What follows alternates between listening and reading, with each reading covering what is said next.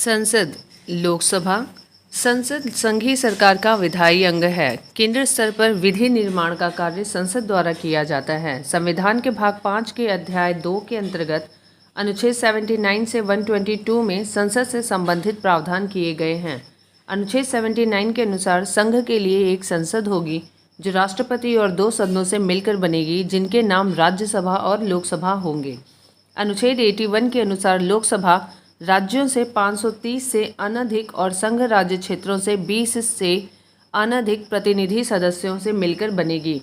यदि राष्ट्रपति की राय में लोकसभा में आंग्ल भारतीय समुदाय का प्रतिनिधित्व प्राप्त नहीं है तो अनुच्छेद 331 के तहत उसके द्वारा लोकसभा में उस समुदाय से 2 सदस्य मनोनीत करने की व्यवस्था थी। इस संबंध में संविधान 104वां संशोधन अधिनियम 2019 द्वारा आंग्ल भारतीय समुदाय के प्रतिनिधित्व से संबंधित व्यवस्था को अनुच्छेद 334 के तहत निर्धारित तिथि संविधान के प्रारंभ से 70 वर्ष अर्थात 25 जनवरी 2020 से आगे नहीं बढ़ाया गया है।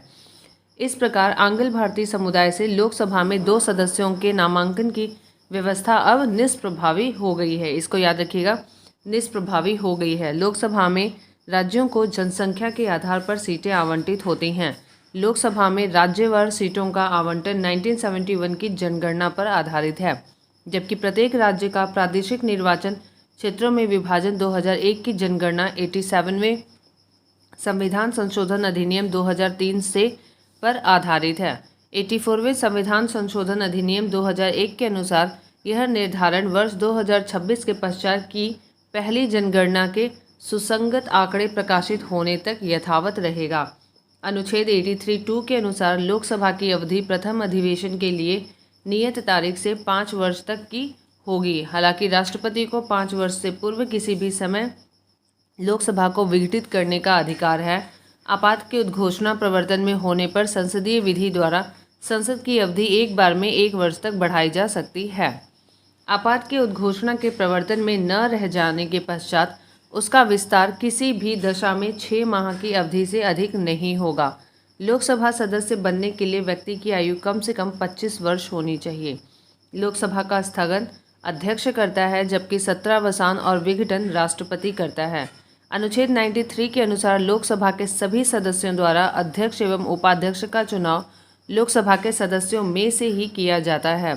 अनुच्छेद 94 ख के अनुसार लोकसभा का अध्यक्ष अपना त्यागपत्र उपाध्यक्ष को तथा उपाध्यक्ष अपना त्यागपत्र अध्यक्ष को सौंपता है। लोकसभा के अध्यक्ष को लोकसभा के सभी सदस्यों के बहुमत से पारित संकल्प द्वारा हटाया जा सकता है। अनुच्छेद 94 ग अनुच्छेद 96 के अनुसार जब अध्यक्ष या उपाध्यक्ष को पद से हटाने का कोई संकल्प विचाराधीन हो तब वे सदन में उपस्थित रहते हुए भी पीठासीन नहीं होंगे तथा अध्यक्ष अपने पद से हटाए जाने के संकल्प पर प्रथमतः मत देने का तो अधिकार होगा, किंतु मत बराबर होने की स्थिति में निर्णायक मत नहीं दे सकेगा। लोकसभा अध्यक्ष अन्य विषयों पर प्रथमतः मत नहीं देते हैं तथा वे अपने निर्णायक मत कास्टिंग वोट का प्रयोग केवल तब करते हैं जब किसी विषय के संदर्भ में हुए मतदान में सत्ता पक्ष या विपक्ष दोनों के वोट बराबर अर्थात टाई हो जाते हैं। अनुच्छेद 101 में ये मेंशन है। लोकसभा सचिवालय प्रत्यक्ष रूप से लोकसभा अध्यक्ष के अंतर्गत कार्य करता है। प्रो टेम स्पीकर आम चुनाव के बाद नवनिर्वाचित लोकसभा सदस्यों को शपथ दिलाते हैं। नवनिर्वाचित सदन में लोकसभा अध्यक्ष के चुनाव से पहले लोकसभा के सामान्यतः सबसे वरिष्ठ सदस्य को प्रोटेम स्पीकर के रूप में चुना जाता है। सबसे वरिष्ठतम सदस्य को प्रोटेम स्पीकर के रूप में चुना जाता है। अनुच्छेद 85(1) के अनुसार लोकसभा के एक सत्र की अंतिम बैठक और आगामी सत्र की प्रथम बैठक के बीच 6 माह से अधिक का अंतर नहीं होगा। इस प्रकार लोकसभा के कम से कम वर्ष में 2 बार सत्र बुलाए जाने आवश्यक हैं। अनुच्छेद 103 के अंतर्गत अनुसार लोकसभा या राज्यसभा का कोरम यानी कि गणपूर्ति कुल सदस्य संख्या का 1/10वां भाग होता है। मुख्य विपक्षी दल की मान्यता हेतु भी यही सदस्य संख्या आवश्यक है। उत्तर प्रदेश राज्य लोक सेवा आयोग में सर्वाधिक प्रतिनिधि 80 भेजता है। उत्तर प्रदेश राज्य जो है वो लोकसभा में सर्वाधिक प्रतिनिधि 80 भेजता है। इसके बाद क्रमशः महाराष्ट्र से 48 प्रतिनिधि आते हैं, पश्चिम बंगाल से 42 हैं और वर्तमान में 6 जनवरी 2022 के अनुसार लोकसभा निर्वाचन क्षेत्र के लिए प्रत्याशी हेतु चुनाव व्यय की अधिकतम सीमा 95 लाख रुपए और कुछ राज्यों और संघीय राज्य क्षेत्रों में 75 लाख रुपए है तथा विधानसभा निर्वाचन क्षेत्र के लिए 40 लाख रुपए, कुछ राज्यों और संघीय राज्य क्षेत्रों में 28 लाख रुपए निर्धारित की गई है। लोकसभा का प्रथम चुनाव 25 अक्टूबर 1951 से 21 फरवरी 1952 तक चला था। लोकसभा का प्रथम चुनाव 25 अक्टूबर 1951 से 21 फरवरी 1952 तक चला था। यह चुनाव 489 सीटों के लिए हुआ था। प्रथम लोकसभा का पहला अधिवेशन 13 मई 1952 को हुआ था। प्रथम लोकसभा का पहला अधिवेशन 13 मई 1952 को हुआ था। 15 मई 1952 को गणेश वासुदेव मावलंकर लोकसभा के प्रथम अध्यक्ष बने थे। प्रथम अध्यक्ष कौन थे? गणेश वासुदेव मावलंकर। 27 फरवरी 1956 तक अपनी मृत्यु तक इस पद पर बने रहे। पहली लोकसभा के शेष कार्यकाल के लिए तत्कालीन उपाध्यक्ष एम अनंत शयनम आयंगकर लोकसभा अध्यक्ष 8 मार्च 1956 को बने थे, जो कि द्वितीय लोकसभा के भी अध्यक्ष रहे। वर्ष 1954 में जे.बी. कृपलानी सहित विपक्ष के 21 सांसदों द्वारा लोकसभा के प्रथम अध्यक्ष जी.वी. मावलंकर के विरुद्ध अविश्वास प्रस्ताव लाया गया था, जिसे लोकसभा द्वारा अस्वीकृत कर दिया गया। लोकसभा की प्रथम महिला अध्यक्ष मीरा कुमार 2009 से 2014 तक थी। वर्तमान में लोकसभा के अध्यक्ष ओम बिड़ला हैं। प्रश्न कोश। लोकसभा के लिए चुनाव में निर्वाचित होने के लिए किसी व्यक्ति के लिए न्यूनतम आयु सीमा कितनी होगी? 25 वर्ष। Option C. संविधान के अनुच्छेद 84 ख के अनुसार लोकसभा में निर्वाचित होने के लिए न्यूनतम आयु सीमा 25 वर्ष है तथा राज्यसभा में निर्वाचित होने के लिए न्यूनतम आयु सीमा 30 वर्ष है। क्वेश्चन नंबर 2, संसद सदस्य बनने हेतु न्यूनतम उम्र क्या है? तो लोकसभा की 25 वर्ष है। Option C. क्वेश्चन नंबर 3, लोकसभा का सदस्य चुने जाने के लिए एक व्यक्ति को किस आयु से कम का नहीं होना चाहिए? ऑप्शन सी 25 वर्ष। क्वेश्चन नंबर 4, लोकसभा के लिए निर्वाचन के बारे में निम्नलिखित में से कौन सा कथन सही नहीं है? पहला, ए, निर्वाचन वयस्क मताधिकार के आधार पर होता है, सही है। निर्वाचनों का संचालन निर्वाचन आयोग करता है, ये भी सही है। निर्वाचनों के लिए मतदाताओं की सूची को राष्ट्रपति के निर्देशन और नियंत्रण में तैयार किया जाता है, ये गलत है। निर्वाचन आयोग के अनुरोध पर राष्ट्रपति निर्वाचन आयोग को उसके कार्यों के निर्वहन के लिए आवश्यक कर्मचारी वृंद उपलब्ध कराता है, ये सही है। ए, बी और डी सही है, यानी कि सी आपका आंसर होगा, जो कि गलत है।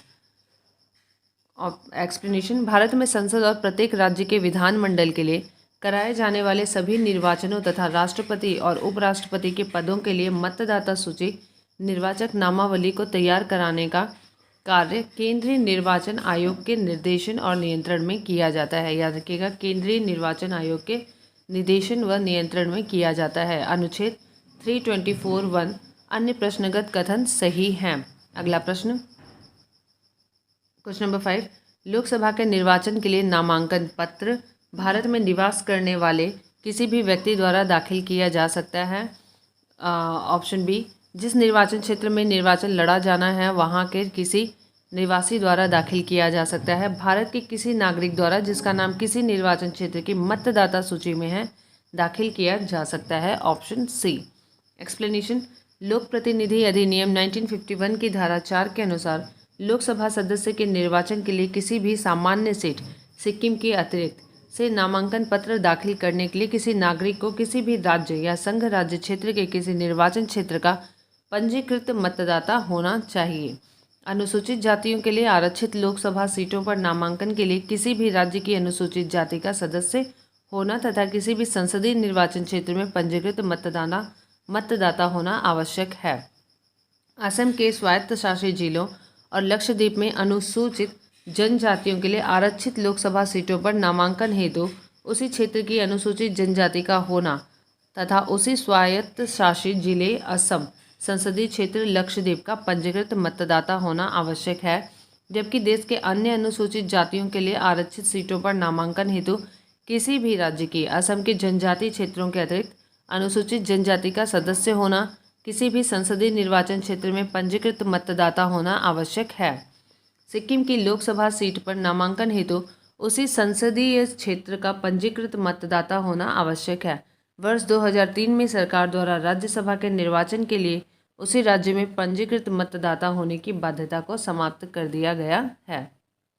क्वेश्चन नंबर 6, लोकसभा में राज्यों के किस आधार पर सीटें आवंटित होती हैं? तो ये जनसंख्या के आधार पर होते हैं। ऑप्शन ए, लोकसभा के सदस्यों के चुनाव के प्रयोजन के लिए प्रत्येक राज्य को प्रादेशिक निर्वाचन क्षेत्रों में विभक्त कर दिया जाता है।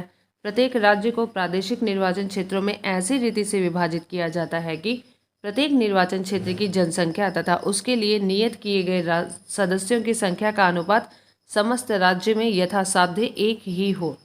प्रत्येक राज्य के लिए लोकसभा के स्थानों की संख्या का बंटवारा ऐसी रीति से किया जाएगा कि स्थानों की संख्या से राज्य की जनसंख्या का अनुपात समस्त राज्यों के लिए यथासाध्य एक ही हो।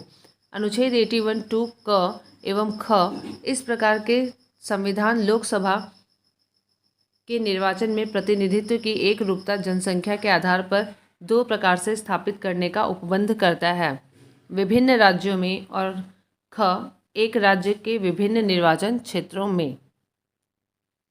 क्वेश्चन नंबर 7, भारत के संविधान के अनुच्छेद 82 के अनुसार लोकसभा की सीटों का राज्यों के मध्य बंटवारा 1971 की जनगणना के आधार पर है। Option B. एक्सप्लेनेशन, संविधान के अनुच्छेद 82 के अनुसार लोकसभा की सीटों का राज्यों के मध्य आवंटन 1971 की जनगणना के आधार पर है। यह व्यवस्था पहले 2000 तक के लिए थी, परंतु 84वें संविधान संशोधन 2001 के द्वारा 2026 के पश्चात की गई पहली जनगणना के सुसंगत आंकड़े प्रकाशित होने तक संशोधित न किए जाने का प्रावधान किया गया है।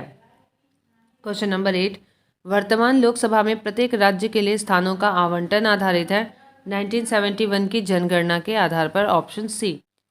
क्वेश्चन नंबर 9, लोकसभा में राज्यवार सीटों का आवंटन वर्ष 1971 की जनगणना पर आधारित है। यह निर्धारण किस वर्ष तक यथावत रहेगा? तो ये 2026 के बाद तक की पहली जनगणना होगी, तो वो होगी 2031 में, 2031 में। तो ऑप्शन ए यहाँ पे आंसर होगा।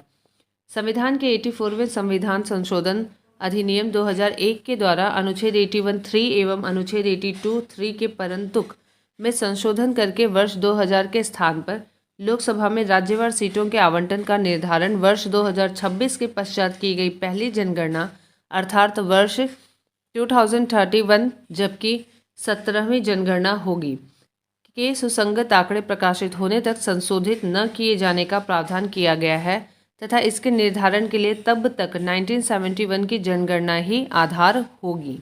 क्वेश्चन नंबर 10, 84वें संविधान संशोधन अधिनियम द्वारा लोकसभा की कुल सदस्य सीटों की संख्या का निर्धारण 1971 की जनगणना के आधार पर कर दिया गया है। ये तब तक बदली नहीं जाएगी जब तक एक वर्ष विशेष के बाद पहली जनगणना नहीं होगी। यह वर्ष विशेष है 2026। Option D. अगला प्रश्न, क्वेश्चन नंबर 11, भारत के संविधान में निर्धारित की गई लोकसभा के सदस्यों की अधिकतम संख्या हो सकती है 547, 545, 552। यहाँ पे इनमें से कोई नहीं ऑप्शन। देखते हैं क्यों। ऑप्शन डी, लोकसभा के सदस्य जनता द्वारा प्रत्यक्ष निर्वाचन से चुने जाते हैं। इसके सदस्यों की अधिकतम संख्या 552 530 राज्यों से, 20 संघ राज्य क्षेत्रों से और 2 एंग्लो इंडियन समुदाय से हो सकती थी, लेकिन ये जो 2019 में एक संशोधन किया गया है उसकी वजह से अब ये एंग्लो इंडियंस नहीं आएंगे और ये चेंज हो जाएगी। देखते हैं आगे पढ़ के। अनुच्छेद 81, अनुच्छेद 331, 104वें संविधान संशोधन अधिनियम 2019 द्वारा लोकसभा राज्य विधानसभाओं में आंग्ल भारतीय समुदाय के प्रतिनिधित्व के लिए सदस्यों का नामित करने की व्यवस्था को आगे न बढ़ाते हुए निष्प्रभावी कर दिया गया है और तदनुसार अब लोकसभा के सदस्यों की अधिकतम संख्या 550 हो सकती है, यानी कि 530 राज्यों से और 20 जो है संघ शासित क्षेत्रों से होंगे और 2 जो थे वो हटा दिए गए हैं। क्वेश्चन नंबर 12, निम्न संवैधानिक संशोधन में से कौन से राज्यों से निर्वाचित होने वाले लोकसभा के सदस्यों की संख्या में वृद्धि करने से संबंधित हैं? तो ये है 7वां और 31वां 31। Option C. 7वें संविधान संशोधन अधिनियम 1956 द्वारा राज्यों का पुनर्गठन किया गया है और अनुच्छेद 81 के तहत राज्यों से निर्वाचित होने वाले लोकसभा सदस्यों की संख्या अधिकतम 500 और संघ राज्य क्षेत्रों से चुने जाने वाले लोकसभा सदस्यों की संख्या अधिकतम 20, कुल मिलाकर 520 निर्धारित की गई। 31वें संविधान संशोधन अधिनियम 1973 द्वारा राज्यों और संघ राज्य क्षेत्रों में चुने जाने वाले लोकसभा सदस्यों की अधिकतम संख्या क्रमशः 525 और 20, कुल मिलाकर 545 निर्धारित की गई और 14वें संविधान संशोधन अधिनियम 1962 द्वारा संघ राज्य क्षेत्रों से चुने जाने वाले लोकसभा सदस्यों की अधिकतम संख्या को बढ़ाकर 25 किया गया था, जिसे 31वें संशोधन से पुनः 20 कर दिया गया। तत्पश्चात गोवा दमनदीप पुनर्गठन अधिनियम 1987 के द्वारा निर्वाचित लोकसभा सदस्यों की कुल अधिकतम संख्या बढ़ाकर 550 यानी कि 530 से अनधिक राज्यों से तथा 20 अनधिक संघ राज्य क्षेत्रों से निर्धारित की गई है। क्वेश्चन नंबर 13, संविधान के किस संशोधन ने लोकसभा के सदस्यों की संख्या 525 से बढ़ाकर 545 कर दी? यह था 31वां संशोधन। Option A. एक्सप्लेनेशन। 31वां संविधान संशोधन अधिनियम 1973 के द्वारा लोकसभा के राज्यों के प्रतिनिधित्व की अधिकतम संख्या 500 से बढ़ाकर 525 तथा केंद्र शासित प्रदेशों की सदस्यों की अधिकतम संख्या 25 से घटाकर 20 की गई। अनुच्छेद 81(1) में संशोधन द्वारा ये मेंशन है। इस प्रकार लोकसभा में कुल निर्वाचित सदस्यों की अधिकतम संख्या 525 से बढ़कर 545 की गई। ज्ञातव्य है कि वर्तमान में लोकसभा की अधिकतम निर्वाचित सदस्य संख्या 550 हो सकती है, जिसमें 530 अनधिक राज्यों से तथा 20 अनधिक सदस्य केंद्र शासित प्रदेशों से निर्वाचित हो सकते हैं। गोवा दमन एवं दीव पुनर्गठन अधिनियम 1987 से 104वें संविधान संशोधन अधिनियम 2019 द्वारा लोकसभा में 2 आंग्ल भारतीय सदस्यों के मनोनयन के प्रावधान को आगे न बढ़ाते हुए निष्प्रभावी किया गया है। वर्तमान में 543 लोकसभा निर्वाचन क्षेत्रों में 524 निर्वाचन क्षेत्र राज्यों के हैं, जबकि शेष 19 निर्वाचन क्षेत्र केंद्र शासित प्रदेशों के, जैसे दिल्ली से 7, अंडमान निकोबार से 1, दादरा नागर हवेली तथा दमन दीव से 2, लक्षद्वीप 1, पौंडुचेरी 1, चंडीगढ़ 1, जम्मू कश्मीर 5, लद्दाख 1 है। क्वेश्चन नंबर 14, लोकसभा में सदस्यों की जो अधिकतम संख्या निर्धारित की गई है वह है 550। ऑप्शन सी करंट के अकॉर्डिंग। क्वेश्चन नंबर 15, लोकसभा की वर्तमान सदस्य संख्या क्या है? तो वर्तमान के अकॉर्डिंग 543 है। क्वेश्चन नंबर 16, लोकसभा में केंद्र शासित क्षेत्रों का सर्वाधिक प्रतिनिधित्व कितना हो सकता है? केंद्र शासित क्षेत्रों का तो ये 20 है। क्वेश्चन नंबर 17, आम चुनाव 2009 में 543 लोकसभा निर्वाचन क्षेत्रों के लिए चुनाव हुआ। इनमें से कितने लोकसभा निर्वाचन क्षेत्र राज्यों के थे? तो इसमें से 530 से ज़्यादा नहीं हो सकते और 20 जो थे वो संघ राज्य क्षेत्रों से हो सकते थे। तो ऑप्शन सी 17 का। आम चुनाव 2009 ये करंट के अकॉर्डिंग क्वेश्चन है। कुल 543 लोकसभा निर्वाचन क्षेत्रों में से 530 राज्यों से और 13 संघ राज्य क्षेत्रों से थे। जम्मू और कश्मीर राज्य के 2 संघ राज्य क्षेत्रों में परिवर्तित होने के बाद वर्तमान में 524 निर्वाचन क्षेत्र राज्यों से और 19 संघ राज्य क्षेत्रों से हैं। ये करंट के अकॉर्डिंग है। क्वेश्चन नंबर 18, लोकसभा में केंद्र शासित प्रदेशों के लिए कितनी सीटें स्थान आरक्षित हैं? Option A 20। संविधान के अनुच्छेद 31 में संविधान संशोधन 1973 के तहत तथा गोवा दमन दीव पुनर्गठन अधिनियम 1987 द्वारा यथा संशोधित के अनुसार लोकसभा के लिए अधिकतम 530 सदस्य राज्यों के निर्वाचन क्षेत्रों से तथा अधिकतम 20 सदस्य केंद्र शासित प्रदेशों से निर्वाचित हो सकते हैं। वर्तमान में संघ राज्य क्षेत्रों की लोकसभा सीटों की निर्धारित संख्या 19, दिल्ली 7, अंडमान 1, चंडीगढ़ 1, दादर नगर हवेली और दमनदीप 2, लक्षद्वीप 1, पौंडुचेरी 1, जम्मू एवं कश्मीर 5, लद्दाख 1, जबकि राज्यसभा से यह निर्धारित संख्या है 8, दिल्ली से 3, पौंडुचेरी से 1, जम्मू एवं कश्मीर से 4 हैं। क्वेश्चन नंबर 19, भारतीय संविधान के किस अनुच्छेद के अंतर्गत लोकसभा में अनुसूचित जातियों के आरक्षण का प्रावधान किया गया है? तो यह है अनुच्छेद 330। Option A. भारतीय संविधान के अनुच्छेद 330(1) के उपखंड क में तथ्य के तहत लोकसभा में अनुसूचित जातियों के लिए आरक्षण का प्रावधान किया गया है। वहीं अनुच्छेद 330(1) के उपखंड ख में असम के स्वशासित जिलों की अनुसूचित जातियों को छोड़कर अन्य अनुसूचित जनजातियों के लिए तथा उपखंड ग में असम के स्वशासित जिलों की अनुसूचित जनजातियों के लिए लोकसभा में आरक्षण की व्यवस्था की गई है।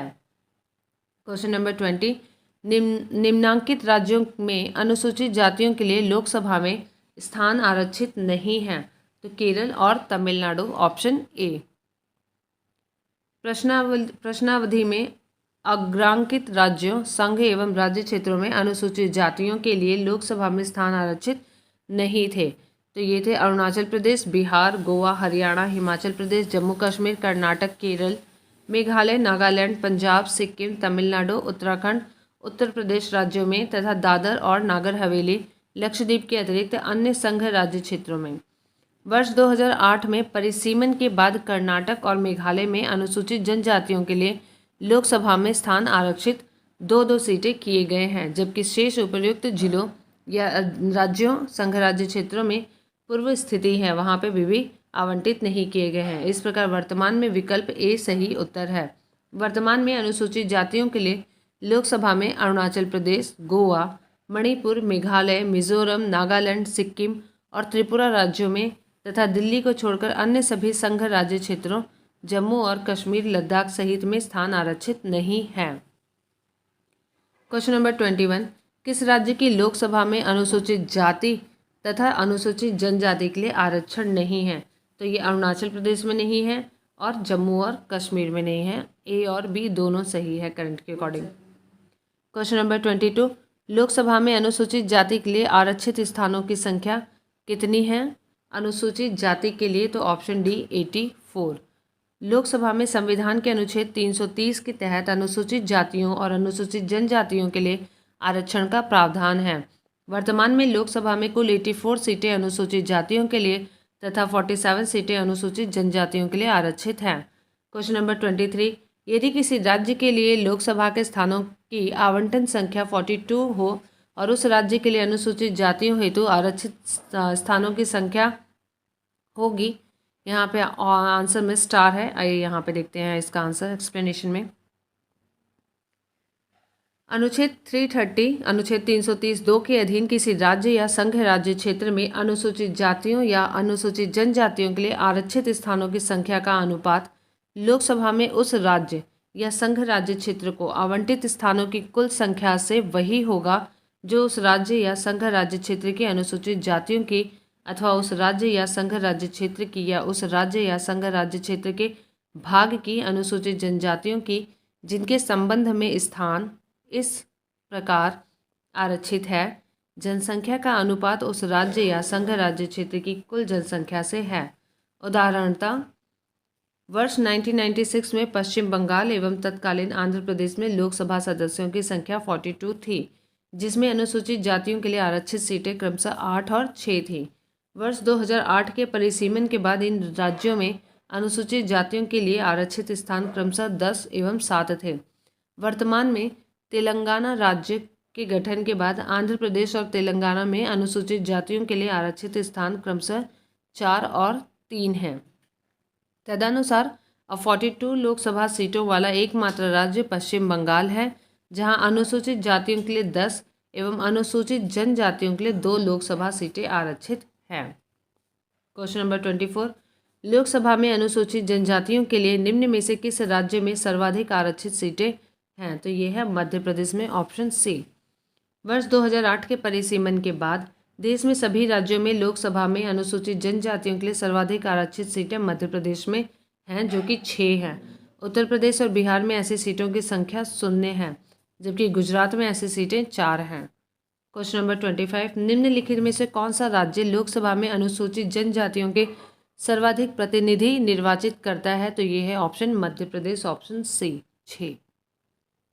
क्वेश्चन नंबर 26, लोकसभा में आंग्ल भारतीय समुदाय से सदस्य मनोनीत करने की शक्ति किसके पास है? तो पहले ये राष्ट्रपति के पास थी, भारत के राष्ट्रपति के पास, लेकिन अभी ख़त्म कर दी गई है। एक्सप्लेनेशन देखते हैं। अनुच्छेद 331 के अनुसार यदि राष्ट्रपति की राय में लोकसभा में आंग्ल भारतीय समुदाय का प्रतिनिधित्व पर्याप्त नहीं है तो वह इस समुदाय के अधिकतम 2 सदस्यों को मनोनीत कर सकता था। यह प्रावधान मूल संविधान में अनुच्छेद 334 के तहत केवल 10 वर्षों की अवधि के लिए था, जिसे क्रमिक रूप से संविधान संशोधन द्वारा आगे बढ़ाया जाता था। 95वें संविधान संशोधन अधिनियम 2009 द्वारा यह अवधि संविधान के प्रारंभ से 70 वर्ष तक निर्धारित की गई थी। 104वें संविधान संशोधन अधिनियम 2019 के द्वारा अनुच्छेद 334 में संशोधन कर लोकसभा एवं राज्य विधानसभाओं में अनुसूचित जातियों और अनुसूचित जनजातियों के लिए आरक्षण की अवधि को तो 70 वर्ष से बढ़ाकर 80 वर्ष कर दिया गया है, परंतु आंग्ल भारतीय सदस्यों के नामांकन के प्रावधान को 70 वर्ष के बाद निष्प्रभावी कर दिया गया है। क्वेश्चन नंबर 27, राष्ट्रपति आंग्ल भारतीय समुदाय से कितने सदस्यों को नामित कर सकता है यदि वह यह इस राय का है कि लोकसभा में इस समुदाय का पर्याप्त प्रतिनिधित्व नहीं है। पहले 2 कर सकता था, लेकिन अब ये निष्प्रभावी हो गया है, इसलिए ऑप्शन डी हो सकता था, लेकिन अब ये नहीं होगा। क्वेश्चन नंबर 28, भारत का राष्ट्रपति लोकसभा में 2 सदस्यों को निम्न में से किसका प्रतिनिधित्व करने के लिए मनोनीत कर सकता है। तो ये था आंसर पहले बी आंग्ल भारतीय, लेकिन अब ये निष्प्रभावी हो गया है 104वें संविधान संशोधन द्वारा। क्वेश्चन नंबर 29, लोकसभा को कार्यकाल पूरा होने के पहले भंग किया जा सकता है। तो ये है आंसर प्रधानमंत्री की सिफारिश पर राष्ट्रपति के द्वारा। प्रधानमंत्री की सिफारिश पर राष्ट्रपति के द्वारा, ऑप्शन डी। अनुच्छेद 85(2) ख के अनुसार लोकसभा को कार्यकाल पूरा होने के से पहले ही भंग किया जा सकता है। ऐसा प्रधानमंत्री यानी कि मंत्रिपरिषद की सिफारिश पर राष्ट्रपति द्वारा किया जा सकता है। हालांकि यदि मंत्रिपरिषद ने लोकसभा में बहुमत खो दिया तो ऐसी स्थिति में मंत्रिपरिषद की सलाह पर लोकसभा को समय पूर्व भंग करने की बजाय राष्ट्रपति नई सरकार बन सकने की संभावना के संदर्भ में स्वविवेक का प्रयोग भी कर सकता है। क्वेश्चन नंबर 30, लोकसभा को उसके कार्यकाल की समाप्ति के पूर्व ही भंग किया जा सकता है। तो ये राष्ट्रपति और उसकी इच्छानुसार नहीं, अध्यक्ष द्वारा नहीं, राष्ट्रपति द्वारा मंत्रिपरिषद की सलाह पर, ऑप्शन सी। क्वेश्चन नंबर 31, निम्नलिखित कथनों पर विचार कीजिए। भारत का राष्ट्रपति ऐसे स्थान पर जिसे वह ठीक समझे संसद का सत्र आह्वान कर सकता है। सही है। भारत का संविधान 1 वर्ष में संसद के 3 सत्रों का प्रावधान करता है, किंतु सभी तीनों सत्रों को चलाया जाना अनिवार्य नहीं है। पॉइंट नंबर 3, एक वर्ष में दिनों की कोई न्यूनतम संख्या निर्धारित नहीं है जब संसद का चलना आवश्यक हो। ये भी सही है। तो पहला और तीसरा यहाँ पे सही है, पहला और तीसरा। दूसरा सही नहीं है, ऑप्शन सी। एक्सप्लेनेशन, भारतीय संविधान के अनुच्छेद 85(1) में वर्णित है कि राष्ट्रपति समय समय पर संसद के प्रत्येक सदन को ऐसे समय और स्थान पर जो वह ठीक समझे अधिवेशन के लिए आहूत करेगा, किंतु उसके एक सत्र की अंतिम बैठक और आगामी सत्र की प्रथम बैठक के लिए नियत तारीख के बीच 6 मास का अंतर नहीं होगा। इससे स्पष्ट है कि भारत का राष्ट्रपति ऐसे स्थान पर जिसे वह ठीक समझे संसद का सत्र आहूत या आह्वान कर सकता है। अनुच्छेद 85(1) से यह अर्थ भी लगाया जा सकता है कि 2 अधिवेशन बैठकों के मध्य 6 मास से अधिक का अंतर नहीं होना चाहिए या नहीं होगा। अतः संविधान 1 वर्ष में संसद के न्यूनतम 2 सत्रों का प्रावधान करता है, परंतु 1 वर्ष में दिनों की कोई भी न्यूनतम संख्या निर्धारित नहीं है। अतः संसद का चलना आवश्यक हो, जब संसद का चलना आवश्यक हो। क्वेश्चन नंबर 32, लोकसभा की बैठक समाप्त की जा सकती है स्थगन से, सत्रावसान से, विघटन से, सभी के द्वारा। ऑप्शन डी, सभी के द्वारा, उपयुक्त सभी के द्वारा। लोकसभा की बैठक स्थगन से, सत्रावसान से, विघटन द्वारा समाप्त की जा सकती है। स्थगन लोकसभा अध्यक्ष करता है, जबकि सत्रावसान अनुच्छेद 85(2) के अनुसार और विघटन 85(2) ख के अनुसार राष्ट्रपति द्वारा किया जाता है। स्थगन अध्यक्ष करता है लोकसभा का और सत्रावसान और विघटन जो है वो राष्ट्रपति करता है। अगला प्रश्न 33, निम्नलिखित में से कौन लोकसभा के सत्र का अवसान करने के लिए प्राधिकृत है। तो ये राष्ट्रपति है, option D. Question number 34, Lok Sabha का कार्यकाल किसी भी परिस्थिति में नहीं बढ़ाया जा सकता है। एक बार में 6 महीने तक के लिए बढ़ाया जा सकता है। आपातकाल की घोषणा के दौरान एक बार में 1 वर्ष तक के लिए बढ़ाया जा सकता है। ऑप्शन सी यहाँ पे सही है। अनुच्छेद 83(2) के परंतु के अनुसार लोकसभा का कार्यकाल आपातकाल की घोषणा के प्रवर्तन में रहने के दौरान संसदीय विधि द्वारा एक बार में 1 वर्ष तक के लिए बढ़ाया जा सकता है। तथापि आपात घोषणा के प्रवर्तन में न रह जाने की स्थिति में उसका विस्तार किसी भी दशा में 6 माह की अवधि से अधिक नहीं होगा। क्वेश्चन नंबर 35, लोकसभा के कम से कम कितने सत्र बुलाए जा सकते हैं? तो वर्ष में 2 बार, ऑप्शन बी। अनुच्छेद 85(1) के अनुसार लोकसभा के एक सत्र की अंतिम बैठक और आगामी सत्र की प्रथम बैठक के बीच 6 माह से अधिक का अंतर नहीं होगा। इस प्रकार लोकसभा में कम से कम वर्ष में 2 बार सत्र बुलाए जाते हैं। क्वेश्चन नंबर 36, लोकसभा का कोरम कुल सदस्य संख्या का कितना होता है? तो ये गणपूर्ति होती है 1/10 की। एक्सप्लेनेशन, अनुच्छेद 103 के अनुसार लोकसभा या राज्यसभा का कोरम गणपूर्ति कुल सदस्य संख्या का 1/10वां भाग होता है। मुख्य विपक्षी दल की मान्यता हेतु भी यही सदस्य संख्या आवश्यक है। क्वेश्चन नंबर 37, लोकसभा का अधिवेशन गठित करने हेतु गणपूर्ति कोरम कितनी है? सदन के सदस्यों की कुल संख्या का 6वां भाग, 10वां भाग। यहाँ पे 10वां भाग होगा, 1/10 होनी चाहिए।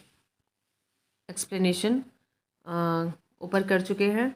क्वेश्चन नंबर 38, लोकसभा और राज्यसभा में गणपूर्ति संख्या है कुल सदस्य संख्या का 1/10वां भाग, ऑप्शन सी। क्वेश्चन नंबर 39, कौन सा राज्य सबसे अधिक प्रतिनिधि लोकसभा में भेजता है? तो ये है उत्तर प्रदेश, ऑप्शन डी। उत्तर प्रदेश लोकसभा राज्यसभा में सर्वाधिक प्रतिनिधि क्रमशः लोकसभा में 80 और राज्यसभा में 31 भेजता है। विकल्प में दिए गए अन्य राज्यों की लोकसभा में सदस्य संख्या इस प्रकार है: बिहार की 40, मध्य प्रदेश की 29 और पश्चिम बंगाल की 42। क्वेश्चन नंबर 40, भारत में किस राज्य का लोकसभा और राज्यसभा में प्रतिनिधित्व सर्वाधिक है? तो उत्तर ए, उत्तर प्रदेश। क्वेश्चन नंबर 41, जहाँ तक लोकसभा में प्रतिनिधित्व का प्रश्न है, कौन से राज्य दूसरे और तीसरे दर्जे पर हैं? तो इसके एक्सप्लेनेशन को ही देखते हैं। प्रश्नकाल में बिहार एवं मध्य प्रदेश का विभाजन नहीं हुआ था। उस समय बिहार में लोकसभा सीटों की संख्या 54 तथा महाराष्ट्र में 48 थी। बिहार एवं मध्य प्रदेश के विभाजन के पश्चात उनकी लोकसभा सीटों की संख्या में परिवर्तन आया है। अब स्थिति इस प्रकार है: प्रथम स्थान पर है उत्तर प्रदेश, 80 सीटें हैं। द्वितीय स्थान पर महाराष्ट्र है 48 सीटों और तृतीय स्थान पर पश्चिम बंगाल है 42 सीटें। बिहार की 40 सीटें, तमिलनाडु की 39 सीटें, मध्य प्रदेश की 29 सीटें हैं। क्वेश्चन नंबर 42, उत्तर प्रदेश के बाद लोकसभा में सर्वाधिक स्थानों का आवंटन किया गया है। महाराष्ट्र में 48 सीटें, ऑप्शन सी। क्वेश्चन नंबर 43, लोकसभा में कितने स्थान राजस्थान के लिए निर्धारित हैं? तो ये राजस्थान से पूछा हुआ प्रश्न है और 25 सीटें, ऑप्शन सी। लोकसभा में राजस्थान हेतु 25 सीटें निर्धारित हैं, जिनमें 4 अनुसूचित जातियां, 3 सीटें अनुसूचित जनजातियों के लिए आरक्षित हैं। क्वेश्चन नंबर 44, लोकसभा में बिहार को आवंटित स्थान निम्न में से किन राज्यों को आवंटित स्थानों का योग है? तो ये 2000 का क्वेश्चन है और करंट के अकॉर्डिंग देखते हैं। वर्ष 2000 में बिहार के विघटन के पूर्व वहां पर लोकसभा सीटों की संख्या 54 थी। झारखंड 14 सीटों के निर्माण के बाद, मतलब झारखंड के निर्माण के बाद जिसमें 14 सीटें थी, वहां मात्र 40 सीटें ही बची। इस प्रकार मध्य प्रदेश में 40 सीटें थी, जो छत्तीसगढ़ में 11 सीटें के निर्माण के बाद 29 बची हैं। चूँकि प्रश्न विघटन के पूर्व का है, इसलिए बिहार में 54 सीटों को लोकसभा के लिए आवंटित स्थान था और असम में 14 सीटें तथा मध्य प्रदेश में 40 सीटें की लोकसभा सीटों के योग के बराबर था। परंतु वर्तमान में लोकसभा में बिहार के पास कुल 40 सीटें हैं, जो निम्नांकित राज्यों के आवंटित स्थानों का योग हैं।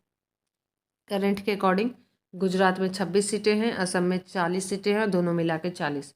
गुजरात में 26, झारखंड में 14, दोनों मिला के 40। मध्य प्रदेश में 29, छत्तीसगढ़ में 11, दोनों मिला के 40। तमिलनाडु में 39, सिक्किम में 1, मिजोरम में 1, नागालैंड में 1 और इनको मिला के यहाँ पे 40। वहीं उत्तर प्रदेश की सीटें 80 की आधी 40 बिहार की लोकसभा सीटें हैं। क्वेश्चन नंबर 45, निम्नलिखित में से राज्यों के किस युग्म को लोकसभा में समान सीटें प्राप्त हैं? इसके सीधे एक्सप्लेनेशन को ही देख लेते हैं। दिए गए विकल्पों से यहाँ पे राज्य हैं और लोकसभा में उनसे संबंधित स्थान हैं। पंजाब से 13 सीटें हैं, असम से 14 सीटें हैं, गुजरात से 26 सीट है, राजस्थान से 25, मध्य प्रदेश से 29, तमिलनाडु से 39, आंध्र प्रदेश से 25, पश्चिम बंगाल से 42, छत्तीसगढ़ से 11, महाराष्ट्र से 48। अविभाजित आंध्र प्रदेश में 42 लोकसभा सीटें थी। आंध्र प्रदेश के विभाजन के पश्चात अब यहाँ कुल 25 लोकसभा सीटें ही हैं। शेष 17 सीटें तेलंगाना राज्य को प्राप्त हुई हैं। वर्तमान में असम एवं झारखंड दोनों में 14, अरुणाचल प्रदेश, गोवा, मणिपुर, मेघालय, त्रिपुरा सभी में 2, मिजोरम, नागालैंड, सिक्किम सभी में 1 राज्यों के ऐसे समूह हैं जिनमें लोकसभा सीटों की संख्या समान है। क्वेश्चन नंबर 46, निम्न युग्मों में से कौन सा युग्म सही नहीं है? तो यहाँ पे सीधा एक्सप्लेनेशन देखते हैं क्योंकि 1997 का क्वेश्चन है। तो यहाँ पे जो सीटें हैं आप यहाँ पे मैच करके एक बार देख सकते हैं। क्वेश्चन नंबर 47, लोकसभा में राज्यों के प्रतिनिधित्व को सुमेलित कीजिए। आंध्र प्रदेश 48 जो है वो महाराष्ट्र में है, 11 छत्तीसगढ़ में है, 25 जो है वो आंध्र प्रदेश में है, और 42 जो है वो पश्चिम बंगाल में है, और 39 तमिलनाडु में है। यहाँ पे आप इसको मैच करा लेंगे और ये मैचिंग है ऑप्शन डी में। क्वेश्चन नंबर 48, निम्नलिखित राज्यों संघ राज्य क्षेत्रों के समूहों में से किसकी लोकसभा में केवल 1 सीट है? तो यहाँ पे 1 सीट वाले हैं चंडीगढ़, सिक्किम, मिजोरम, ऑप्शन डी।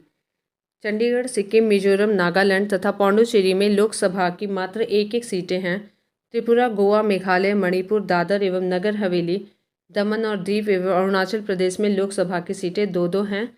ध्यातव्य है कि दादर और नगर हवेली तथा दमन और दीव संघ राज्य क्षेत्र का आपस में विलय कर दिया गया है। क्वेश्चन नंबर 49, निम्नलिखित में से किस राज्य से लोकसभा के 2 सदस्य निर्वाचित किए जाते हैं? तो यह है त्रिपुरा से, ऑप्शन ए।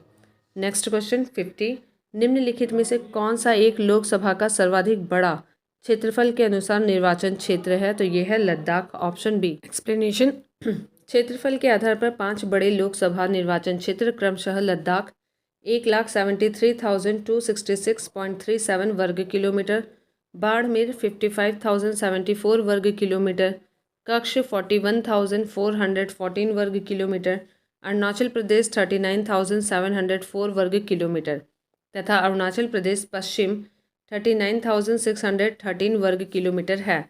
क्षेत्रफल की दृष्टि से सबसे छोटा लोकसभा निर्वाचन क्षेत्र चांदनी चौक, दिल्ली है, 10.59 वर्ग किलोमीटर है। क्वेश्चन नंबर 51, डिलिमिटेशन के बाद यूपी में निर्वाचकों की संख्या के अनुसार सबसे बड़ा लोकसभा संसदीय क्षेत्र कौन सा है? ऑप्शंस में जो दिया हुआ है, आइए इसको करंट के अकॉर्डिंग देखते हैं। 2008 में लागू परिसीमन के बाद वर्तमान में 2019 के लोकसभा चुनाव के आंकड़ों के अनुसार उत्तर प्रदेश में निर्वाचकों की संख्या के अनुसार सबसे बड़ा लोकसभा संसदीय क्षेत्र गाजियाबाद है, जिसके बाद क्रमशः गौतम बुद्ध नगर है और उसके बाद है उन्नाव का स्थान। क्वेश्चन नंबर 52, वर्तमान में लोकसभा के निर्वाचन क्षेत्रों के लिए चुनाव व्यय की अधिकतम सीमा क्या है? तो यहाँ पे करंट के अकॉर्डिंग देखते हैं क्योंकि क्वेश्चन नंबर ये ईयर 2011 का क्वेश्चन है। प्रश्नकाल में लोकसभा के निर्वाचन क्षेत्र के लिए प्रत्याशी हेतु चुनाव व्यय की अधिकतम सीमा 40 लाख रुपए थी। वर्तमान में 6 जनवरी 2022 के अनुसार लोकसभा निर्वाचन क्षेत्र के लिए चुनाव व्यय की अधिकतम सीमा 95 लाख रुपए है। कुछ राज्यों और संघीय राज्य क्षेत्रों में 75 लाख रुपए तथा विधानसभा निर्वाचन क्षेत्र के लिए 40 लाख रुपए, कुछ राज्यों और संघीय क्षेत्रों में 28 लाख रुपए निर्धारित की गई है। क्वेश्चन नंबर 53, लोकसभा चुनाव के मामले में सामान्य वर्ग के उम्मीदवारों तथा अनुसूचित जाति, अनुसूचित जनजाति के उम्मीदवारों द्वारा जमा की जाने वाली जमानत राशि क्रमशः है। ये एक प्रश्न 2002 का है, तो आइए करंट के अकॉर्डिंग देखते हैं। लोकसभा प्रतिनिधित्व अधिनियम 1951 के अनुसार धारा 34 के तहत प्रश्नकाल में यह राशि सामान्य वर्ग और अनुसूचित जाति, अनुसूचित जनजाति वर्ग के उम्मीदवारों के लिए क्रमशः 10,000 और 5,000 रुपये थी। वर्ष 2010 में अगंभीर प्रत्याशियों की संख्या कम करने हेतु जमानत राशियां बढ़ाई गई, जो इस प्रकार हैं। लोकसभा चुनाव में सामान्य वर्ग 25,000 रुपये, अनुसूचित जाति जनजाति वर्ग 12,500 रुपये और विधानसभा चुनाव में सामान्य वर्ग का 10,000 रुपये, अनुसूचित जाति और जनजाति वर्ग का 5,000 रुपये। क्वेश्चन नंबर 54, लोकसभा चुनाव का कोई प्रत्याशी अपनी जमानत खो देता है यदि उसे प्राप्त न हो वैध मतों का 1/3, वैध मतों का 1/4, वैध मतों का 1/5। तो यहाँ पे वैध मतों का 1/6 होना चाहिए था, जो कि इसमें नहीं है, इसलिए उपयुक्त में से कोई नहीं। Option D. एक्सप्लेनेशन देते हैं। लोकसभा चुनाव में यदि कोई प्रत्याशी वैध मतों का 1/6 भाग प्राप्त नहीं कर पाता तब उस उम्मीदवार की जमानत राशि जब्त हो जाती है, अर्थात वह अपनी जमानत खो बैठता है। क्वेश्चन नंबर 55, लोकसभा का पहला आम चुनाव कब हुआ था? तो ये 1952 में हुआ था। Option B. लोकसभा का प्रथम चुनाव 25 अक्टूबर 1951 से 21 फरवरी 1952 तक चला था। यह चुनाव कुल 489 सीटों के लिए हुआ था। प्रथम लोकसभा का पहला अधिवेशन 13 मई 1952 को हुआ था। याद रखना, प्रथम लोकसभा का पहला अधिवेशन 13 मई 1952 को हुआ। क्वेश्चन नंबर 56, किस लोकसभा का कार्यकाल लगभग 6 वर्ष का था? तो ये 5वीं लोकसभा का कार्यकाल लगभग 6 वर्ष का था। Option A. 5वीं लोकसभा का कार्यकाल लगभग 6 वर्ष का था, जिसने 15 मार्च 1971 से 18 जनवरी 1977 तक कार्य किया। क्वेश्चन नंबर 57, 9वीं लोकसभा कब भंग की गई? तो ये मार्च 1991 में। 9वीं लोकसभा का गठन 2 दिसंबर 1989 को हुआ था और यह 13 मार्च 1991 को भंग की गई। क्वेश्चन नंबर 58, भारत में 12वीं लोकसभा के लिए निर्वाचन हुए हैं फरवरी 1998 में, और ये उस हिसाब से करंट का क्वेश्चन है क्योंकि ये क्वेश्चन 1997 का है। 12वीं लोकसभा के लिए निर्वाचन फरवरी 1998 में हुए थे। 12वीं लोकसभा का गठन 10 मार्च 1998 को हुआ था और इसका विघटन 26 अप्रैल 1999 को हुआ था। क्वेश्चन नंबर 59, लोकसभा का नेता कौन है? तो ये प्रधानमंत्री होता है। Option B. चूंकि अनुच्छेद 75(1) के अनुसार राष्ट्रपति लोकसभा में बहुमत दल के नेता को प्रधानमंत्री पद पर नियुक्त करता है। किसी भी सदन का नेता उस सदन का सदस्य ही होता है। यदि प्रधानमंत्री लोकसभा का सदस्य नहीं होता है तो लोकसभा में सदन का नेता किसी वरिष्ठ मंत्री को बनाया जाता है जो लोकसभा का सदस्य हो। क्वेश्चन नंबर 60, निम्नलिखित कथनों पर विचार कीजिए। लोकसभा अथवा राज्य की विधानसभा के निर्वाचन में जीतने वाले उम्मीदवार को निर्वाचित घोषित किए जाने के लिए मतदान का कम से कम 50% मत पाना अनिवार्य है। भारत के संविधान में अधिकथित उपबंधों के अनुसार लोकसभा में अध्यक्ष का पद बहुमत वाले दल को जाता है तथा उपाध्यक्ष का पद विपक्ष को जाता है। दोनों के दोनों ही गलत हैं, इसलिए ना तो एक ना तो दो। Option D. भारत में लोकसभा अथवा राज्य विधानसभाओं के चुनाव फर्स्ट पास्ट द पोस्ट पद्धति के आधार पर कराए जाते हैं। इसके तहत देश तथा राज्य केंद्र शासित प्रदेशों को अलग अलग चुनाव क्षेत्रों में बांट दिया जाता है। क्षेत्र विशेष के मतदान एक उम्मीदवार के लिए एक मत देते हैं और सर्वाधिक मत प्राप्त करने वाला उम्मीदवार विजयी घोषित किया जाता है। जीतने वाले उम्मीदवार के लिए 50% मत प्राप्त करना अनिवार्य नहीं है, अतः कथन एक गलत है। इसके अलावा भारतीय संविधान के अनुच्छेद 93 के प्रावधान के तहत लोकसभा यथाशीघ्र अपने 2 सदस्यों को अपना अध्यक्ष और उपाध्यक्ष चुनती है। हालांकि ऐसी परंपरा रही है कि अध्यक्ष सत्तारूढ़ पार्टी या गठबंधन का सदस्य तथा उपाध्यक्ष विपक्षी पार्टी का सदस्य होता है, परंतु संविधान में ऐसा कोई उपबंध नहीं है, अतः कथन 2 भी गलत है। इस प्रकार विकल्प डी सही उत्तर होगा। क्वेश्चन नंबर 61, भारत में लोकसभा का स्पीकर अध्यक्ष चयनित किया जाता है। लोकसभा सदस्यों में से चयनित किया जाता है। Option B. संविधान के अनुच्छेद 93 में उपबंधित है कि लोकसभा यथाशीघ्र अपने 2 सदस्यों को अध्यक्ष एवं उपाध्यक्ष चुनेगी, यानी कि चूज करेगी। जब जब अध्यक्ष या उपाध्यक्ष का पद रिक्त होगा तब तब लोकसभा किसी अन्य सदस्य को यथास्थिति अध्यक्ष उपाध्यक्ष चुनेगी। टिप्पणी, यह अध्यक्ष और उपाध्यक्ष को चुनने का आशय चयनित होने से है। बेयर एक्ट में अंग्रेजी भाषा के चुनने के लिए चूज शब्द दिया गया है, न कि इलेक्ट। क्वेश्चन नंबर 62, लोकसभा के स्पीकर का निर्वाचन होता है लोकसभा के सभी सदस्यों द्वारा। Option C. लोकसभा के स्पीकर का चयन लोकसभा के सभी सदस्यों द्वारा किया जाता है। क्वेश्चन नंबर 63, निम्न में से कौन अपने पद की शपथ नहीं लेता है? तो यह है स्पीकर। वो सदस्य के रूप में शपथ लेता है लेकिन अध्यक्ष के रूप में नहीं। प्रश्नानुसार दिए गए विकल्पों में से स्पीकर लोकसभा अध्यक्ष अपने पद की शपथ नहीं लेता है, वह पहले ही लोकसभा सदस्य यानी सांसद के तौर पर पद की शपथ ले चुका होता है, अतः वह स्पीकर के तौर पर शपथ नहीं लेता है, जबकि अन्य अपने पद की शपथ ग्रहण करते हैं। क्वेश्चन नंबर 64, निम्नलिखित में से कौन अपने पद की शपथ नहीं लेता है? तो ये है स्पीकर, ऑप्शन डी, जिसे लोकसभा अध्यक्ष भी कहेंगे। क्वेश्चन नंबर 65, लोकसभा का अध्यक्ष अपना त्यागपत्र किसे सौंपता है? तो ये उपाध्यक्ष को सौंपता है, ऑप्शन सी। संविधान के अनुच्छेद 94 ख के अनुसार लोकसभा का अध्यक्ष उपाध्यक्ष को संबोधित अपने हस्ताक्षर सहित लेख द्वारा अपना पद त्याग कर सकता है।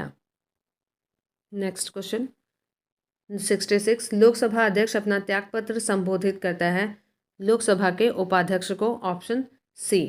क्वेश्चन नंबर 67, लोकसभा के अध्यक्ष को कैसे हटाया जा सकता है? तो लोकसभा के सभी सदस्यों के बहुमत से पारित संकल्प के द्वारा, ऑप्शन बी, लोकसभा के अध्यक्ष को हटाया जा सकता है। अनुच्छेद 94 ग के अनुसार लोकसभा के तत्कालीन सभी सदस्यों के बहुमत से पारित संकल्प के द्वारा लोकसभा अध्यक्ष को पद से हटा सकते हैं, किंतु ऐसा संकल्प तब तक प्रस्तावित नहीं किया जा सकेगा जब तक इस आशय की कम से कम 14 दिन पूर्व लिखित सूचना न दे दी गई हो। क्वेश्चन नंबर 68, लोकसभा अध्यक्ष को उसके कार्यकाल की समाप्ति के पूर्व पद से हटाया जा सकता है यदि लोकसभा इस आशय का प्रस्ताव पारित कर दे तो, ऑप्शन बी। क्वेश्चन नंबर 69, लोकसभा के अध्यक्ष को हटाया जा सकता है लोकसभा के कुल सदस्यों के बहुमत द्वारा पारित प्रस्ताव से, option A. Question number 70, speaker के पद के विषय में निम्नलिखित कथनों में से कौन सा सही है? वह राष्ट्रपति के प्रसाद प्रयत्न पद धारण करता है? नहीं, यह आवश्यक नहीं है कि अपने निर्वाचन के समय वह सदन का सदस्य हो, परंतु उसे अपने निर्वाचन के बाद 6 माह के भीतर सदन का सदस्य हो जाना पड़ेगा। यदि सामान्य अवधि से पूर्व सदन को भंग कर दिया जाए तो उसे अपना पद छोड़ना पड़ेगा। यदि वह त्यागपत्र देना चाहे तो उसे अपना त्यागपत्र उपाध्यक्ष को संबोधित करना होगा, ऑप्शन डी जो है वो सही है। लोकसभा अध्यक्ष को लोकसभा के सदस्यों द्वारा अपने बीच से ही किसी सदस्य में से चुना जाता है, साथ ही लोकसभा के सदस्य ही प्रस्ताव पारित कर उसे पद से हटा सकते हैं। अनुच्छेद 94 ख के तहत जब वह त्यागपत्र देता है तो वह अपने त्यागपत्र को लोकसभा के उपाध्यक्ष को संबोधित करता है। साथ ही अनुच्छेद 94 के द्वितीय परंतुक के अनुसार जब कभी लोकसभा का विघटन किया जाता है तो विघटन के पश्चात होने वाले लोकसभा के प्रथम अधिवेशन के ठीक पहले तक अध्यक्ष अपने पद को रिक्त नहीं करेगा। क्वेश्चन नंबर 71, लोकसभा अध्यक्ष के पद के विषय में निम्नलिखित कथनों पर विचार कीजिए। पहला, वह राष्ट्रपति के प्रसाद प्रयत्न पद धारण करता है? गलत है। यह आवश्यक नहीं है कि अपने निर्वाचन के समय वह सदन का सदस्य हो, परंतु उसे अपने निर्वाचन के बाद 6 माह के भीतर सदन का सदस्य हो जाना पड़ेगा, ये भी गलत है। तीसरा, यदि वह त्यागपत्र देना चाहे तो उसे अपना त्यागपत्र उपाध्यक्ष को संबोधित करना होगा, तीसरा सही है। तो केवल तीसरा सही है, option B. Question number 72, pro tem speaker का कर्तव्य होता है स्पीकर की अनुपस्थिति में सदन की कार्यवाही का संचालन करना। गलत। सदस्यों को शपथ दिलाना, ऑप्शन बी यहाँ पे सही है। नवनिर्वाचित सदस्य सदन में लोकसभा अध्यक्ष स्पीकर के चुनाव से पूर्व सदन के सामान्यतः वरिष्ठतम सदस्य को प्रोटेम स्पीकर के रूप में चुना जाता है, जो कि नवनिर्वाचित सदस्यों को शपथ दिलाता है। अगला प्रश्न 73, प्रोटेम स्पीकर सामान्यतः किसे नियुक्त किया जाता है? तो वह नवनिर्वाचित लोकसभा के वरिष्ठतम सदस्यों में से एक को नियुक्त किया जाता है, ऑप्शन सी। क्वेश्चन नंबर 74, लोकसभा अध्यक्ष स्पीकर अपने कास्टिंग वोट का प्रयोग केवल करते हैं जब वोट बराबर होने के नाते टाई हो जाता है, ऑप्शन डी। अनुच्छेद 101 के तहत लोकसभा अध्यक्ष स्पीकर अपने कास्टिंग वोट निर्णायक मत का प्रयोग केवल तब करते हैं जब किसी विषय के संदर्भ में मतदान में सत्ता पक्ष विपक्ष दोनों के वोट बराबर होने के कारण टाई की स्थिति हो, परंतु अनुच्छेद 96(2) के तहत वह उसे पद से हटाने के प्रस्ताव पर प्रथमतः मत देने का हकदार है, किंतु मत बराबर रहने की दशा में मत देने का हकदार नहीं है। क्वेश्चन नंबर 75, संविधान का निम्न अनुच्छेदों में से कौन एक उपबंधित करता है कि मत बराबर होने की दशा में लोकसभा के अध्यक्ष का मत निर्णायक होगा और वह उसका प्रयोग करेगा? अनुच्छेद 100, अनुच्छेद 100, ऑप्शन सी। क्वेश्चन नंबर 76, लोकसभा के प्रथम अध्यक्ष कौन थे? तो लोकसभा के प्रथम अध्यक्ष मावलंकर थे, जीवी मावलंकर, ऑप्शन ए। एक्सप्लेनेशन देखते हैं। पहली लोकसभा के गठन के पश्चात इसकी प्रथम बैठक 13 मई 1952 को हुई थी। 15 मई 1952 को गणेश वासुदेव मावलंकर लोकसभा के प्रथम अध्यक्ष बने। वे अपनी मृत्यु 27 फरवरी 1956 तक इस पद पर रहे। पहली लोकसभा के शेष कार्यकाल के लिए तत्कालीन उपाध्यक्ष एम अनंत शयनम आयंगकर लोकसभा अध्यक्ष 8 मार्च 1956 को बने थे। क्वेश्चन नंबर 77, भारत की प्रथम लोकसभा के पहले अध्यक्ष कौन थे? G.V.. Mavalankar, option A. Question number 78, प्रथम स्पीकर जिनके विरुद्ध लोकसभा में अविश्वास प्रस्ताव लाया गया था? जी.वी. Mavalankar, option B. 15 दिसंबर 1954 को आचार्य जे.वी. कृपलानी सहित विपक्ष के 21 सांसदों द्वारा लोकसभा के प्रथम अध्यक्ष गणेश वासुदेव मावलंकर के विरुद्ध अविश्वास प्रस्ताव लाया गया था। इनके विरुद्ध यह प्रस्ताव 18 दिसंबर 1954 को लोकसभा द्वारा अस्वीकृत कर दिया गया था। क्वेश्चन नंबर 79, लोकसभा की प्रथम महिला अध्यक्ष कौन थी? तो ये मीरा कुमार थी, ऑप्शन डी। 15वीं लोकसभा की अध्यक्ष मीरा कुमार ही लोकसभा की प्रथम महिला अध्यक्ष थी, जो जून 2009 में इस पद के लिए चुनी गई थी। वर्तमान में 17वीं लोकसभा के अध्यक्ष ओम बिरला हैं। क्वेश्चन नंबर 80, लोकसभा के वर्तमान उपाध्यक्ष हैं? तो वर्तमान के अकॉर्डिंग ये 1999 का क्वेश्चन है, उसके अकॉर्डिंग देखते हैं करंट का। प्रश्नकाल में 1999 में लोकसभा के उपाध्यक्ष पी.एम. सईद थे। वर्तमान में 20 फरवरी 2022 की स्थिति के अनुसार लोकसभा अध्यक्ष भारतीय जनता पार्टी के ओम बिरला हैं, जबकि उपाध्यक्ष का पद अभी भी रिक्त है। और आप करंट में बताएंगे कि करंट में कौन है। क्वेश्चन नंबर 81, यदि उपाध्यक्ष लोकसभा की अध्यक्षता कर रहा हो तो उन्हें एक अधिकार प्राप्त है, वह है लोकसभा के विचार विमर्श में भाग ले सकता है, सदस्य के रूप में सदन के समक्ष किसी प्रस्ताव पर मतदान कर सकते हैं, मत बराबरी की अवस्था में मतदान कर सकते हैं, ऑप्शन सी। एक्सप्लेनेशन देखते हैं। लोकसभा के अध्यक्ष का पद रिक्त होने पर तथा सदन की बैठक में अध्यक्ष की अनुपस्थिति में उपाध्यक्ष अध्यक्ष के तौर पर कार्य करता है। संसद के दोनों सदनों की संयुक्त बैठक में अध्यक्ष की अनुपस्थिति में उपाध्यक्ष पीठासीन होता है। अध्यक्ष की तरह उपाध्यक्ष भी जब पीठासीन होता है तो वह प्रथमतः मत नहीं दे सकता, केवल मत बराबर होने की दिशा में मत दे सकता है। इसके अलावा अध्यक्ष के रूप में कार्य करते हुए वह लोकसभा के विचार विमर्श में भाग नहीं ले सकता। जब अध्यक्ष पीठासीन होता है तो उपाध्यक्ष सदन के अन्य सदस्यों की तरह होता है। उस स्थिति में उसे बोलने, कार्यवाही में भाग लेने और किसी प्रश्न पर मत देने का अधिकार होता है। क्वेश्चन नंबर 82, निम्नलिखित में से कौन प्रथम जनजातीय लोकसभा अध्यक्ष थे? तो ये थे पी.ए. संगमा। पी.ए. संगमा वर्ष 1995 में प्रथम जनजातीय केंद्रीय मंत्री बने थे। वर्ष 1996 में वह लोकसभा के पहले जनजातीय अध्यक्ष बने थे। क्वेश्चन नंबर 83, लोकसभा का सचिवालय सीधे नियंत्रित होता है लोकसभा के अध्यक्ष के द्वारा, ऑप्शन डी। लोकसभा सचिवालय लोकसभा के अध्यक्ष के निर्देशन और नियंत्रण में कार्य करता है। उसे सचिवालय के कर्मचारियों पर, सदन के परिसर पर और संसद भवन संपदा पर सर्वोच्च अधिकार प्राप्त है। वह अपने इस प्राधिकार का प्रयोग लोकसभा के महासचिव की सहायता से करता है। क्वेश्चन नंबर 84, लोकसभा सचिवालय प्रत्यक्ष रूप से किसकी देखरेख में कार्य करता है? तो यह है लोकसभा का अध्यक्ष, ऑप्शन डी। क्वेश्चन नंबर 85, 15वीं लोकसभा में महिला सदस्यों से संबंधित निम्नांकित कथनों पर विचार कीजिए। वे लोकसभा के कुल सदस्यों का 10% से कम हैं। अधिकतम महिला सदस्य भारतीय राष्ट्रीय कांग्रेस से हैं। राजस्थान से 3 महिला सदस्य निर्वाचित हुई हैं। अधिकतम महिला सदस्य उत्तर प्रदेश से निर्वाचित हुई हैं। ये राजस्थान से संबंधित प्रश्न है 2013 का। ये करंट के अकॉर्डिंग देते हैं। मई 2019 में निर्वाचित 17वीं लोकसभा में कुल महिला सदस्यों की भागीदारी लगभग 14% रही है। वर्तमान में 21 फरवरी 2022 की स्थिति के अनुसार लोकसभा में कुल 81 महिला सदस्य हैं। कांग्रेस पार्टी से 7, भारतीय जनता पार्टी से 42, तृणमूल कांग्रेस से 9 महिला सदस्य हैं। अधिकतम महिला सदस्य उत्तर प्रदेश और पश्चिम बंगाल से प्रत्येक से 11 निर्वाचित हैं। राजस्थान से 3 महिला सदस्य निर्वाचित हैं। प्रश्नकाल के संदर्भ में विकल्प सी सही था, लेकिन करंट के अकॉर्डिंग ये डेटा है। क्वेश्चन नंबर 86, निम्नलिखित कथनों पर विचार कीजिए। पहली लोकसभा में विपक्ष में सबसे बड़ा राजनीतिक दल स्वतंत्र पार्टी था। दूसरा, लोकसभा में नेता प्रतिपक्ष को सर्वप्रथम 1969 में मान्यता दी गई थी। तीसरा, लोकसभा में यदि किसी दल ने के न्यूनतम 75 सदस्य न हो तो उसके नेता को नेता विपक्ष के रूप में मान्यता नहीं मिल सकती है। यहाँ पे 1969 में नेता विपक्ष को मान्यता दी गई थी। केवल 2 सही है, ऑप्शन बी। एक्सप्लेनेशन देखते हैं।